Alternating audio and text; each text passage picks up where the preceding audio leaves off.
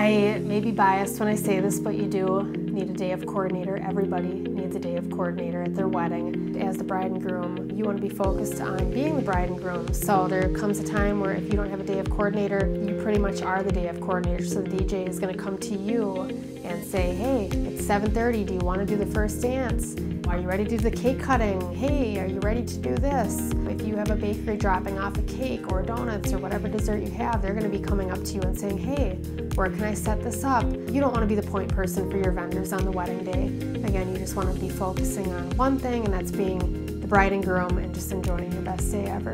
So during that final meeting, it's usually a couple weeks out from the wedding, we put together a day of timeline for them. So it's super detailed, and what I find is when we go through that timeline, by the end of the meeting, they just look at me and go, wow, I just have a whole weight lifted off my shoulders.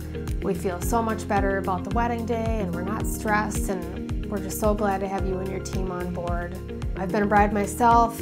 I can totally relate on the wedding day when a bride's about to walk down the aisle. You're happy, you're anxious, you're excited, you're nervous. We show up in teams of 2 on your wedding day, so you'll have a lead coordinator and an assistant there for up to 10 hours to handle the setup, the teardown, making sure the day runs smoothly, the timeline, the flow of the day, and just taking care of the bride and groom, mother of the bride, the parents, the wedding party, and just making sure that you guys are focused on taking it all in versus working on your wedding day.